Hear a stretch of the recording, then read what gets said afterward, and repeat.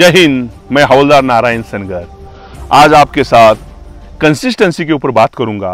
मैं आप सभी लोगों को बताना चाहूँगा, अभी जो स्टूडेंट है उनको मैं देख रहा हूँ, उनमें बहुत सारी कमियां नज़र आ रही है क्योंकि कोरोना पेंडेमिक जा चुका है। पूरी दुनिया अभी काम पे लगी हुई है, लेकिन कुछ लोग अभी भी कोरोना पेंडेमिक में ही जी रहे हैं। इसी वजह से उनका नुकसान सबसे ज़्यादा होने वाला है, ये भूलना नहीं चाहिए। मैं आप सभी लोगों को बताना चाहूँगा, कोरोना पेंडेमिक में स्कूल कॉलेजेस बंद हुए, काम भी बंद हो गए और लोगों को ऑनलाइन रोज़गार मिल गया, लेकिन इसी ऑनलाइन रोज़गार ने दुनिया का नुकसान भी बहुत किया, ये भूलना नहीं चाहिए। अगर किसी स्टूडेंट का एग्ज़ाम ऑफलाइन हो रहा है तो उसमें लिखने की क्षमता भी कम हो रही है, इसलिए गवर्नमेंट 1 आवर्स में 15 मिनट उसको एक्स्ट्रा दे रही है और एग्ज़ाम में उसको एक्स्ट्रा लिखने का समय दे रही है। इसी वजह से स्टूडेंट की कमजोरियाँ उनके सामने जा रही है। अगर आपको अच्छा व्यक्तिमत्व बनना है तो आपको कंसिस्टेंसी रखना ज़रूरी है। अभी वापस आके स्टूडेंट लेवल में अच्छे एग्ज़ाम्स आने वाले हैं और उसी एग्ज़ाम को अच्छी तरीके से कंडक्ट करने से आपका रिजल्ट भी अच्छा आएगा। मैं सभी लोगों को बताना चाहूँगा कंसिस्टेंसी क्या होता है, सातत्य क्या होता है। अगर आप सातत्य से काम करते जाएंगे तो आने वाले समय में जो आप नहीं चाहने वाला लक्ष्य भी आपके हाथ में लग सकता है, क्योंकि इस धरती पे APJ अब्दुल कलाम जैसे लोग थे, छत्रपति शिवाजी महाराज जैसे लोग थे, लोकमान्य तिलक जैसे लोग थे, महात्मा गांधी जी जैसे लोग थे। उन्हीं महात्मा गांधी को अफ्रीका में एक ट्रेन से नीचे उतारा था। छत्रपति शिवाजी महाराज को एक सरदार का बेटा था, फिर भी उन्होंने अपना राज्य स्थापन किया और हिंदवी स्वराज्य के छत्रपति बने। वही छत्रपति शाहू महाराज जो थे, इन्होंने दलितों के लिए शिक्षा की सोई कर दी। इसी धरती पे हम बैठ के आपको बताना चाह रहे हैं कि अगर हम भी अपना काम सातत्य के साथ करेंगे तो आने वाले समय में अच्छे व्यक्तिमत्व बन के उभरेंगे। मैं एक कहानी बताना चाहूँगा। एक बुढ़ा व्यक्ति था और वो रास्ते से जा रहा था। उसी समय उसको रास्ते में एक बड़ा पत्थर दिखाई दिया और उस पत्थर को देखते ही उस बुढ़े आदमी ने घर में जाके छन्ने और हथौड़ा लेके आया, उसी पत्थर को ठोकना शुरू कर दिया। लेकिन उसके बगल से जो लोग जा रहे थे उस बुढ़े आदमी के ऊपर हंस रहे थे, उसकी परिस्थिति देख के हंस रहे थे। फटा फुटा कपड़ा था और वो एक हाथ में हथौड़ी थी, एक हाथ में छन्नी थी और पत्थर को ठोक रहा था।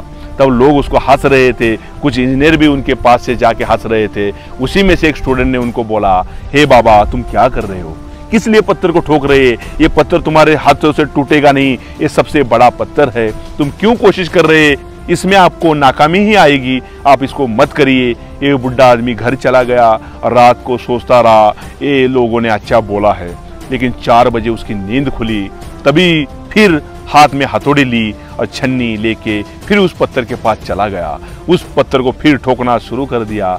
लोग उसी रास्ते से आ जा रहे थे और उस बाबा को देख के हंस रहे थे। लेकिन वो बुढ़ा आदमी अपना काम परश्योरेंस के साथ, सातत्य के साथ कर रहा था। लोगों को पता नहीं चल रहा था, हंस के बाबा के पास से चले जाते थे। कुछ लोग आके बाबा को सलाह देते थे, बाबा ये काम मत करो, ये तुम्हारे से नहीं होगा। लेकिन वही बाबा 3 महीने तक वो काम करता गया और अचानक सभी लोगों ने मन बना लिया, इस बाबा का काम हम रुकवा के रहेंगे। तभी वो लोग पूरे बाबा के पास चले गए और उस बाबा को बोलना शुरू कर दिया, ये क्या कर रहे हैं, आप तो पागल है, ये पत्थर आपसे हटेगा नहीं।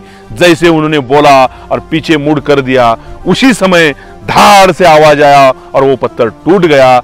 इसमें हमको क्या सीख मिलती है? इसमें हमको सीख ये मिलती है कि अगर आप कोई काम करना शुरू करते हैं और उस काम को बार बार करने की कोशिश करते हैं तो आने वाले समय में इसका रिजल्ट आपको पॉजिटिव ही मिलेगा।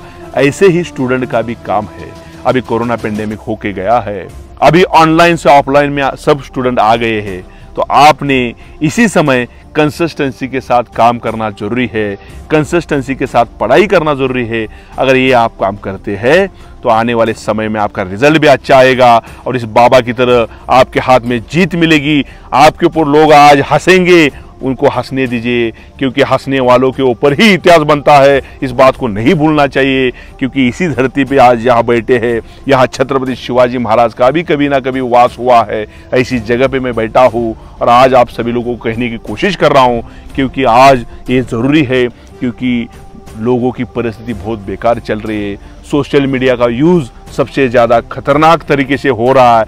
लोग रात भर मोबाइल का यूज़ कर रहे हैं, मोबाइल से बातें कर रहे हैं। इसमें आपका नुकसान सबसे ज़्यादा हो रहा है और होने वाला है। मोबाइल का सही काम के लिए यूज शुरू कर दीजिए और उसी के साथ साथ अपना कार्य प्रामाणिकता के साथ, परस्यूरेंस के साथ, कंसिस्टेंसी के साथ अगर करते जाएंगे तो आने वाले समय में आपका भी एक इतिहास में नाम होगा, क्योंकि सुंदर पिचाई इसी भारत में ही उनका जन्म हुआ है। छत्रपति शिवाजी महाराज का भी भारत में जन्म हुआ है, लोकमान्य तिलक का भी भारत में जन्म हुआ है, महात्मा गांधी जी का भी भारत में जन्म हुआ है, पंडित जवाहरलाल नेहरू का भी भारत में जन्म हुआ है।